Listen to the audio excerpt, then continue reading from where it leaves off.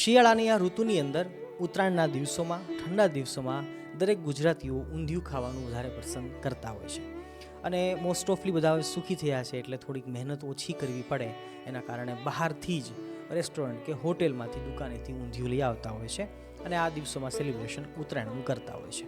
પણ હું આજે નમ્ર વિનંતી કરીશ કે થોડીક મહેનત કરજો, પણ ઘરે જ સાત્વિક અને પૌષ્ટિક ઊંધિયું ઘરે જ બનાવજો. જેવો બહારનો ઊંધિયાનો સ્વાદ હોય એવો જ ઘરે પણ આવી શકે. થોડીક મહેનત કરવી જરૂરી છે. નંબર 2 કે બહાર જે ઊંધિયું બનતું હોય છે કેવી રીતે બનાવવામાં આવે છે, કેવી હાલતમાં બનતું હોય છે, કોણ બનાવતું હોય છે, કેવી રીતે બનાવતું હોય છે અને કેટલું અનહાઇજેનિક હોય છે આપણને કદાચ અંદાજ પણ નથી હોતો.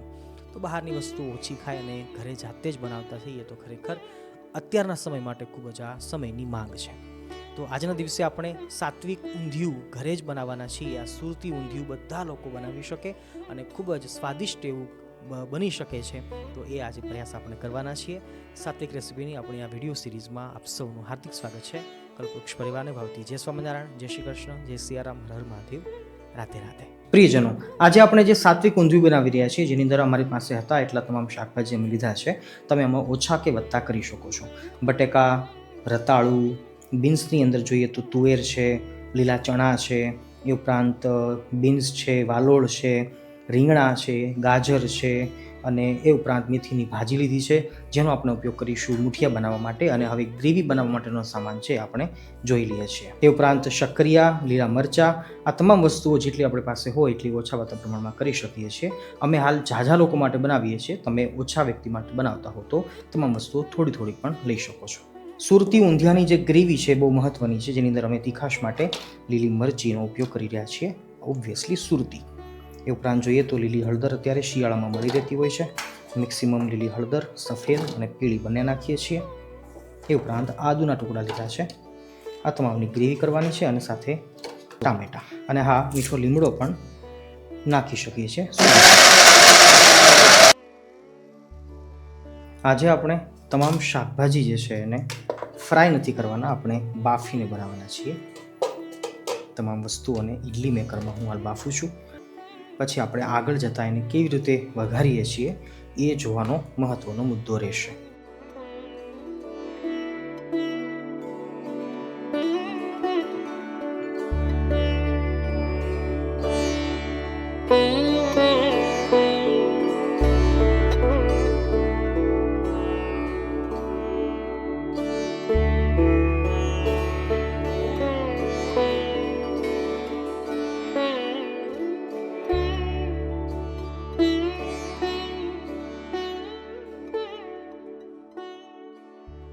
ઊંધિયાની આ રેસીપીમાં મહત્ત્વની અને સમજવા જેવી વાત એ છે કે ઘરમાં જેટલા પણ શાકભાજી હોય એ તમામ નાખી તમામનો ઉપયોગ થઈ જાય અને આપણે ઊંધિયું બનાવી શકીએ છીએ.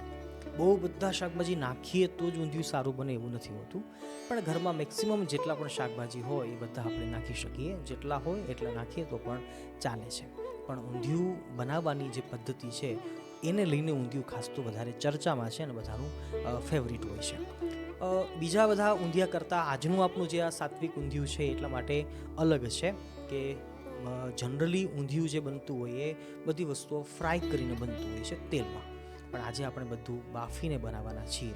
પણ આપણી ચેલેન્જ એ છે કે બાફીને બનાવીશું છતાં પણ સ્વાદ પહેલાં જેવો જ આવશે અથવા તો એના કરતાં વધારે આવશે. પણ બેનિફિટ મોટો એ છે કે આ ખાધા પછી આપણને રિગ્રેટ નહીં થાય, અફસોસ નહીં થાય કે આપણે વધારે તેલવાળું ઓઇલી ખાઈ લીધું એવું. પણ બધા લોકો, વડીલો હોય, નાના મોટા બાળકો, યુવાનો બધાને ભાવશે અને ફાવશે એવું આ ઊંધિયું બનીને તૈયાર થશે. વિડીયોમાં છેક સુધી જોડાયેલા રહેજો. પ્રિયજનો, આજે આપણે જે મુઠિયા બનાવવાના છીએ ઊંધિયાના એ પણ સ્પેશિયલ છે, કારણ કે આપણે આજે ઘઉંનો ઉપયોગ કરવાના નથી. મેથીના મુઠિયા બનાવવા માટે આજે આપણે બાજરાના લોટનો ઉપયોગ કરવાના છીએ. જનરલી ઊંધિયાના જે મુઠિયા હોય એની અંદર ઘઉંનો ઝીણો કા જાડો લોટ લેતા હોય છે લોકો, પણ આજે આપણે વધારે હેલ્ધી બનાવવા માટે બાજરાનો લોટ લીધો છે 1 વાટકો, સામે એટલો જ ચણાનો લોટ લીધો છે અને અડધો કપ જેટલો, એટલે કે આનાથી અડધો આપણે સૂજી લીધો છે. હું ફરીવાર કહું છું કે અમારી ક્વોન્ટિટી આજે ઝાઝી છે, અમારે 20-25 લોકો માટે બનાવીએ છીએ, એટલા માટે બધી વસ્તુ મેં ઝાઝી લીધી છે. તમે ચમચીના માપથી પણ લઈ શકો છો, પણ જેટલો બાજરાનો લોટ હોય એટલો ચણાનો, જેટલો ચણાનો હોય એના કરતાં અડધો આપણે સૂજી લઈ શકીએ છીએ. એ ઉપરાંત નમક ઇત્યાદિ તમામ મસાલાઓ છે એ આપણી રુચિ અનુસાર નાખી શકીએ છીએ, જેમાં અમે ઘરે બનાવેલો ગરમ મસાલો છે અને તલ અને નમક, બસ આટલી વસ્તુ નાખી અને ખાંડ છે પણ જરૂરી છે, અને સાથે સાથે લીંબુનો રસ પણ જરૂરી છે. બાજરાનો લોટ, ચણાનો લોટ અને સૂજી, ચપટી ખાંડ નાખીએ છીએ. સુરતી ઊંધિયામાં થોડું ગળપણ આવતું હોય છે. ઘરે બનાવેલો આપણો ગરમ મસાલો છે. મુઠિયા અનુસાર જ નમક નાખવાનું છે. તલ, એ ઉપરાંત થોડુંક આપણે તેલ નાખીએ છીએ મુઠિયા પોચા બને એના માટે, અને ખાવાનો સોડા છે એ પણ જરૂરી છે, થોડોક નાખીએ છીએ. તેલ આમાં ઓછું નાખવાનું, કારણ કે નહીંતર આગળ જતાં ફાટી જશે ફ્રાય કરતી વખતે. સોડા પણ માપે. સોરી, આજે આપણે મુઠિયાને તળવાના નથી, ફ્રાય નથી કરવાના, પણ આપણે બાફવાના છીએ, તો એ આપણે આગળ જોઈએ છીએ.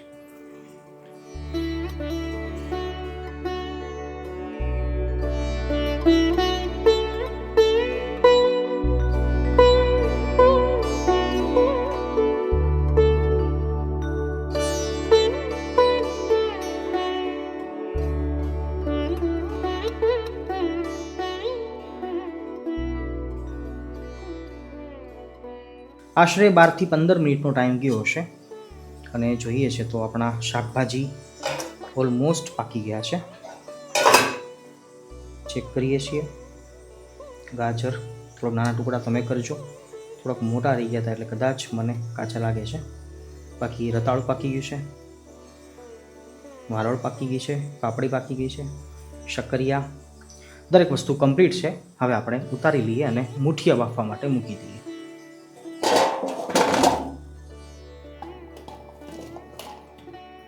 એક નાનકડી પણ મહત્વની વાત આપણે અહીંયા સમજી લઈએ. શાકભાજીને આપણે બોઇલ કરીને બાફીને બહાર કાઢીએ છીએ, તો જો ચાહીએ તો આપણે બાફતી વખતે ઉપરથી પણ થોડુંક નમક છાંટી શકીએ સ્વાદ અનુસાર. તો એનાથી શું થશે કે બફાતી વેળાએ નમક છે એ શાકભાજી પી લેશે. કદાચ એવું ન કરીએ તો બહાર કાઢ્યા પછી પણ તરત ગરમા ગરમ હશે ત્યાં સુધીમાં પણ નમક થોડુંક જો છંટકાવ કરી દઈએ તો પણ શાકભાજી છે એ નમકને શોષી લેશે. એટલે આગળ જતાં એ પોતાના ટેસ્ટને બરકરાર રાખશે, અને આપણું ઊંધિયું છે એના શાકભાજી છે એ વધારે ફ્લેવરફુલ લાગશે. તો આ નાનકડી એવી વાત હતી. એક ઓબ્વિયસ જરૂર નથી, પાછળથી પણ નમક નાખીશું તો એ ગ્રેવીની અંદર એ શોષી જ લેવાનું છે, પણ આ એક્સ્ટ્રા વાત આપણે કરીએ છીએ, જો ચાહો તો કરી શકો છો. હવે મુઠિયા બાફવાનો વારો આવી ગયો છે. 10 થી 12 મિનિટનો ટાઈમ આપણે આને આપી દઈએ. ચાલો, ફાઇનલી 15 મિનિટ પછી જોઈએ છીએ તો આપણા સરસ મજાના મુઠિયા બફાઈને તૈયાર છે. હવે એને ઠંડા કરી લઈએ અને આપણે વઘાર લઈ લઈએ. થોડા ઠંડા થયા પછી મુઠિયાને આપણે હાથથી થોડા પ્રેસ કરી દઈશું, જેનાથી એ આગળ જતાં ખુલી ન જાય અને ફાટી ન જાય. ચાલો હવે આપણે વઘાર લઈ લઈએ, ગ્રેવી કરી લઈએ. ઊંધિયામાં થોડુંક તેલ વધારે હોય છે વઘારમાં, પણ આપણે રુચિ અનુસાર ઓછા વધુ કરી શકીએ છીએ. આખી સબ્જીમાં આપણે તેલ ક્યાંય પણ નાખ્યું નથી, એટલે થોડુંક વધારે હશે તો પણ વાંધો નથી. કાળા મરી, સ્ટારફૂલ, લાલ મરચાં, રાઈ,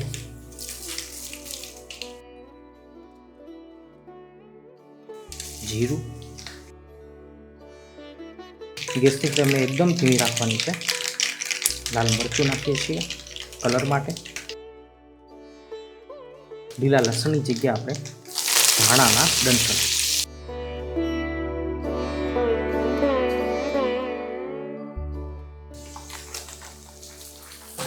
મરચાંને 1 મિનિટનો ટાઈમ આપીશું તો પણ એ પાકી જશે. ચાહો તો આપણે બાફતી વેળાએ પણ નાખી શકીએ. આપણી ગ્રેવીને વધુ ફ્લેવરફુલ કરવા માટે ચણાનું બેસન આપણે 2 ચમચી જેટલો લઈ શકીએ છીએ.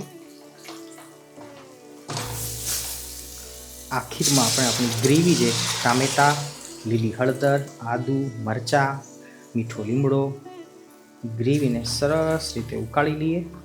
અંદરનું પાણી બળી જશે અને તેલ છે ઉપર આવી જશે. એટલે આપણી ગ્રેવી રેડી છે. પછી આપણે બધું મિક્સ કરીએ.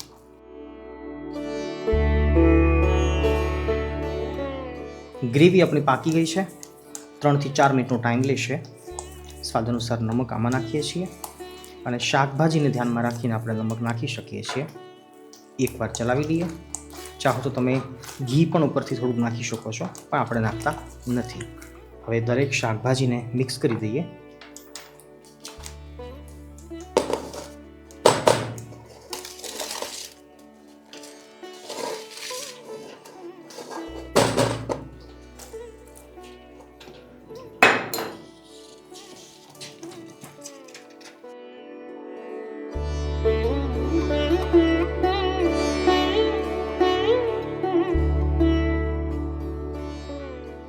આ જગ્યા ઉપર ગ્રેવીને તમે ટેસ્ટ કરી શકો છો.